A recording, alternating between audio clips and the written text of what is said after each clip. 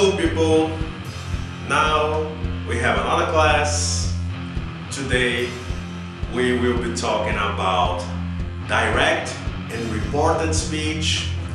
We will be talking about news, reporting, interviews, podcasts, and I hope you enjoy the class. Of course, as I always say, don't forget to subscribe to the channel, give your like, and leave your comment. So, I think you are ready, aren't you?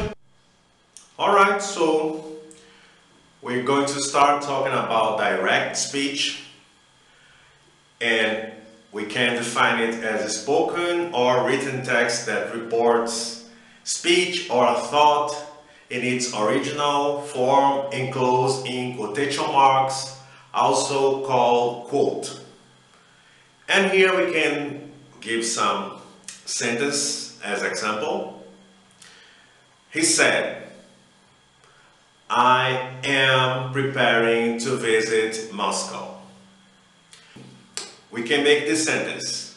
She said, "It's raining outside."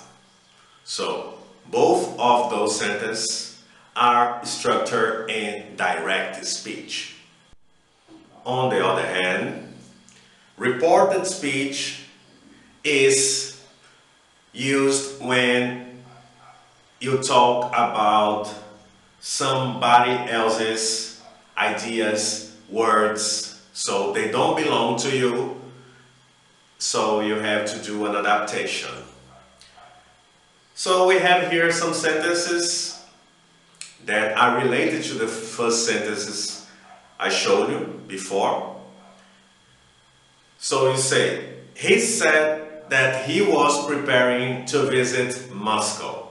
And here we have this picture of Tekash 69. He's a rapper, a musician. And he's giving an interview. We can also have, she said that it was raining outside.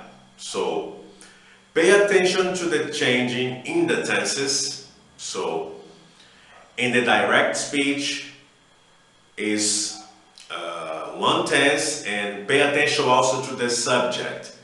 It changes according to the speech you are using.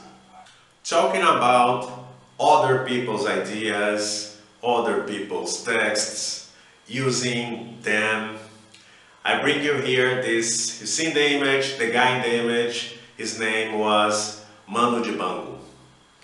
He was a Cameroonian musician, saxophonist, and he accused Michael Jackson of ripping off his song, Sou Makossa, for Jackson's I Wanna Be Starring Something. It's also interesting because recently Rihanna, she used the same in Please Don't Stop the Music. So this is an example when people get other people's ideas, in this case songs, chants, to use by themselves. Talking about using other people's ideas, thoughts, but now talking about the proper way to show them is like as the reporter does. A reporter is a type of journalist who researches, writes and reports on information. So everybody knows a reporter is talking about somebody else's ideas, texts, whatever. And here in the image we have an iconic interview done by Gloria Maria with Freddie Mercury from Queen. And it's hilarious because she said she was nervous, right? But this shows how difficult it is to report somebody else's ideas, to get in touch with people, famous people. So the reporter is this person who his or her job is to bring information to other people. Another interview that went wrong was a 1988 interview done with James Brown. Some people say that he was drunken, some people say that he was high. The interviewer tried to talk about legal issues, some problems he has with law, but he didn't care that much and he just spoke his mouth out. And it's pretty interesting because in the middle of the interview he talks about Brazil, right? And it's interesting for you to watch and tell me what are the things he talked about Brazil. Another way of reporting information, very common nowadays, is the podcast.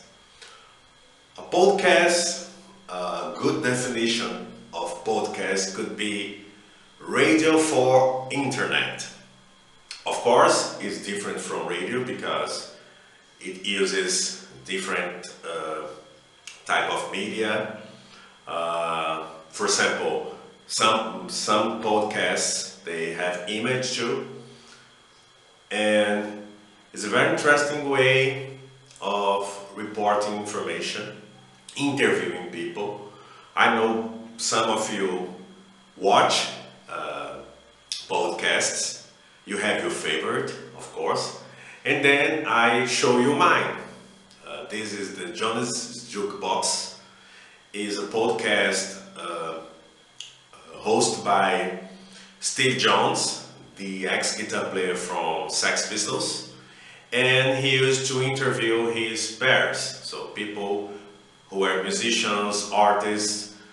For most of the time they were like in the same style or from the same era. And it's very interesting because they talk about everything, not just about music. And he's a very good interviewer because he lived the situation and he knows how to deal with artists because he's one of them.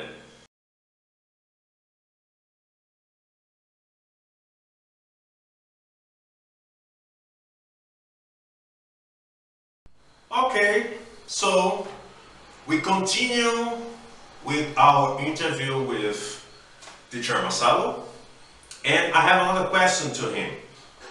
Teacher Marcelo, people wants to know, how do you start to teach English, and do you have any weird, interesting experience to share with us?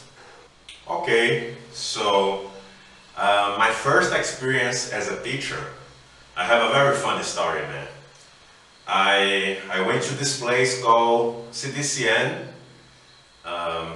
in Salvador, at the neighborhood named Pelourinho. It's a very famous place worldwide. But I went there I was looking for a place as a student because I studied English since I was 7 years old, but I never had at the time a certificate to prove that I was fluent in English. So I went to do this course to get this document and then look for jobs and things like that. And I was talking to my father and he said, oh, okay, go there, but dress as sharply as you can. So I put my Sunday's clothes and I went there, and when I met the guy, he looked at me and he thought I was looking for a job as a teacher, not as a student. And I noticed that in the middle of the interview, but I didn't interrupt him because first, I was poor, I was unemployed, I need money, and second, I felt I could try it, you know, and I've been doing this since that day in 2002, so I think I didn't make the wrong choice.